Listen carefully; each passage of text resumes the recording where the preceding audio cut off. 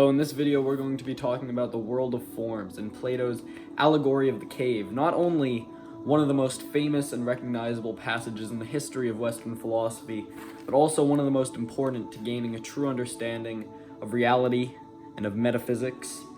And it reveals one of the most significant influence in classical philosophy, the idea of the world of eidos, that there is something richer and more profound which stands behind reality, that there's more to the physical universe than meets the eye.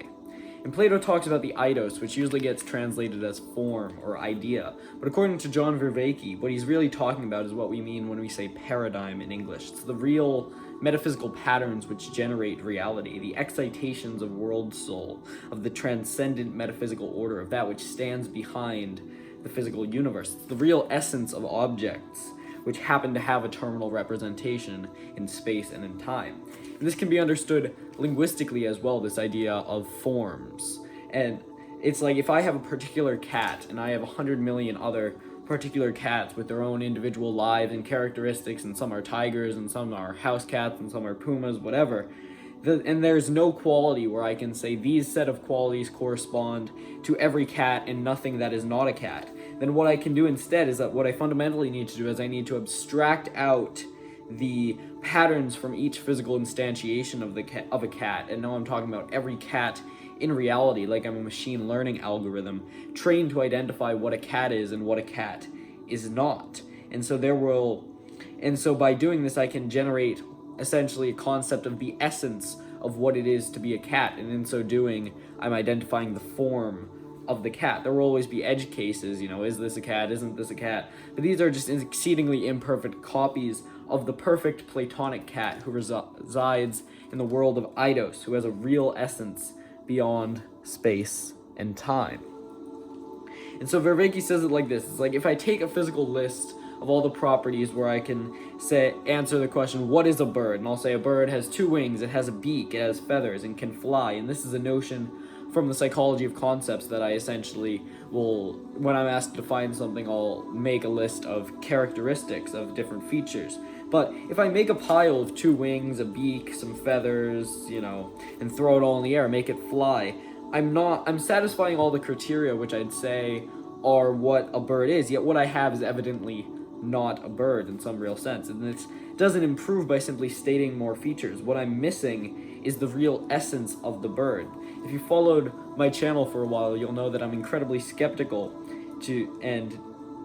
of the idea that coherence and complexity of biological life, or really anything, the fact that the world isn't uninstantiated, patternless nothingness, can't be explained with reference to material or mechanistic processes. We need to reach a higher level of analysis. We have to go beyond the cave, beyond the world of appearances. The sum of parts is just a pile of parts. There needs to be higher order coherence.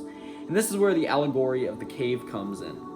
In the allegory, there are prisoners chained to a cave, and all they've ever seen is this one cave wall onto which shadows are being projected. So they take these shadows to be reality.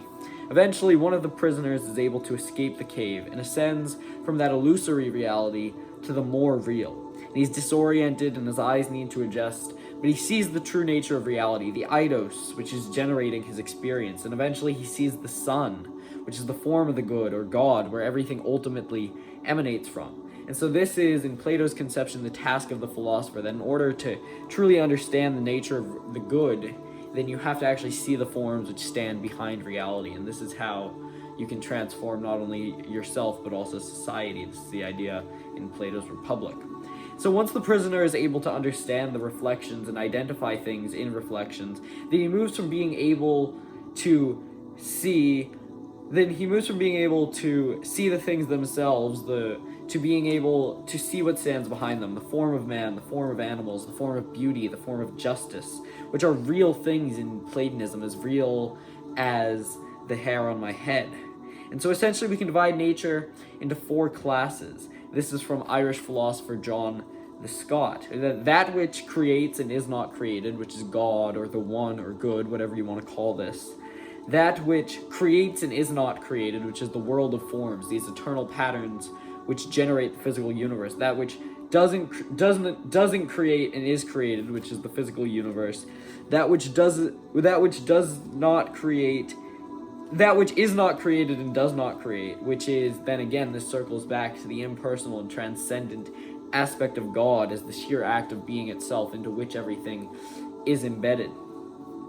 And so we can see all of Platonist metaphysics in this allegory, because we have the one as the sun, that from which everything emanates, the inception of all of existence, nous or mind, which is basically the light everywhere in the story, the light casting the shadows onto the walls of the cave, the light which ultimately the prisoner sees when he escapes the cave, the light of the sun, the light of the one coming to know itself. And it keeps coming back to this motif of light, which is nous. Again, it's the light by which the one sees itself, which makes everything intelligible. From there, you have world soul, this realm of mathematicals of the forms, which generates the physical universe and sets up this reality in the cave. And John the Scot says that everything that emanates from the one or God tries to return to it. So the logos, which is identified with the rational principle of nous, is that which calls the many back to the one, creation back to creator.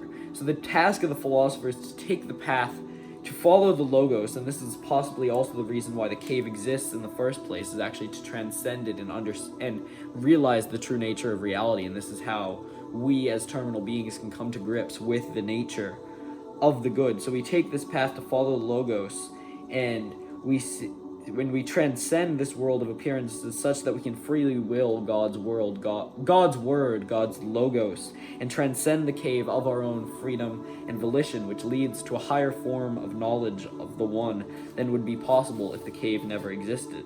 To understand itself, the one needs to discover itself.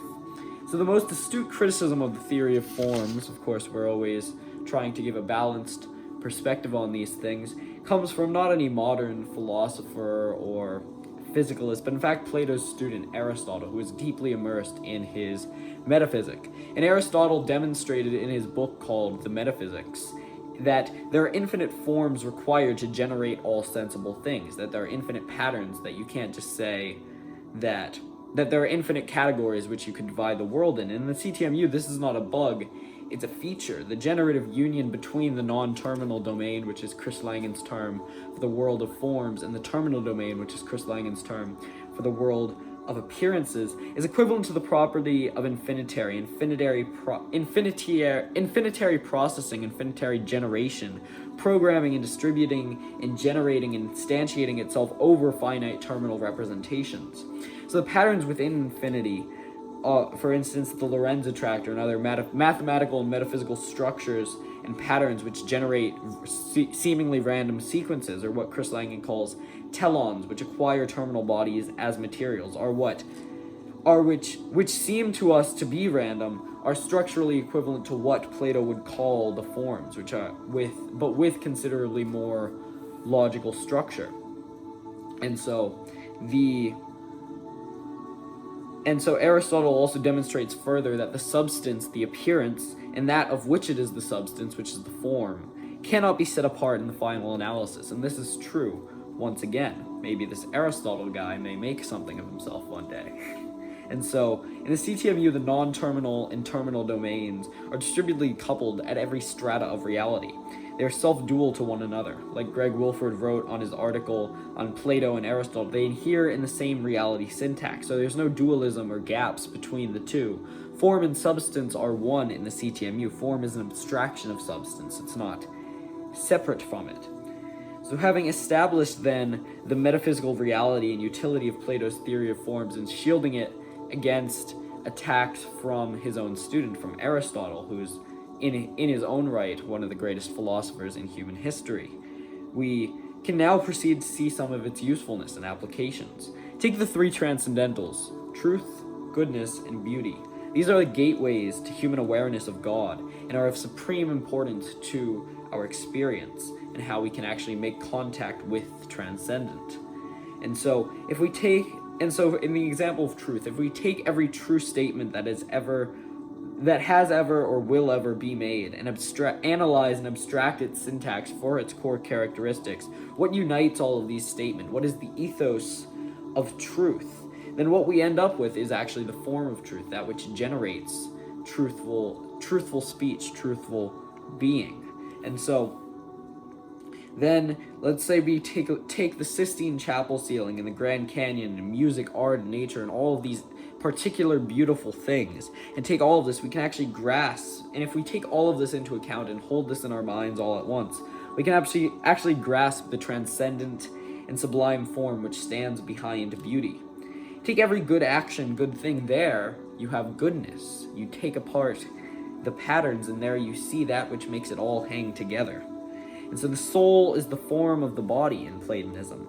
It's a non-terminal excitation, but it's coupled with a terminal body in order to move from self-potentialization in the meta-life cycle to self-actualization. This is what Plato says in Phaedo, that everything comes into being from its opposite, that death and life are dual quantities of the same being. And so it's that the soul is then that which gives form and coherence, and this is immortal. It's acquiring terminal bodies as resources to realize its own existence. And so the one, like John Scott said, the ultimate reality, the inception of all of existence, is the form of forms, that which generates everything. This is why Chris Langen's conspansive manifold, the logico-geometric structure of the one in the sense, the mathematical and physical structure, which actually describes and how reality evolves over time and takes into account all of these transformations. It's then coupled with the metaformal system. It's the highest order of the world of forms, metaformal, and this isn't the sense in which Chris Langen means it, but he means it as a generalization of all formal systems, of all different sub-languages of science, mathematics, etc. But it's still you'll think about this in this way, that the metaformal system, that which describes how reality evolves over time, is also the form of the forms. It's a higher order form. It's the highest order of the world of forms, which is that which generates reality and generates itself. It's self-generation. And so this can also be understood through the lens of quantum mechanics, and in particular the great advances made in this in the 20th century. Prior to observation, a quantum particle exists as a non-terminal wave function, as a tapestry of potentiality, which then collapses into a terminal, singular, definite point. And this is why Werner Heisenberg, the founder of quantum mechanics and the author of the famous Copenhagen interpretation of the quantum mechanics experiments which were taking place in his time, says that I think that modern physics has definitely decided in favor of Plato. In fact, the smallest units of matter are not physical objects in the ordinary sense. They are forms, ideas which can be expressed unambiguously only in mathematical languages. That if you take the base substrate of reality, this isn't, uninstantiated physical, randomness or determinacy. No, it's actually this rich tapestry of meaning, which is instantiating itself everywhere. Everywhere existence is the choice to exist. It's constantly striving to acquire these resources. This is like Bergson's idea that this is actually how life comes into being. It's this kind of creative evolution, this creative dance. And we know actually that our universe is quantum. The experiments which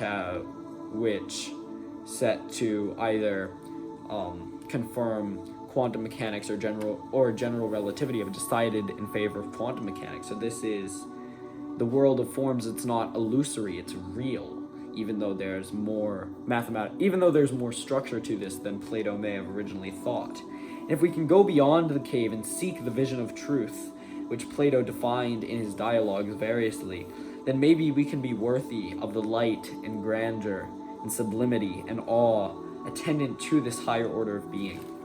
So thank you. Let the light shine forth in the darkness. May the peace of our Father in heaven be upon you. Like and subscribe. Peace.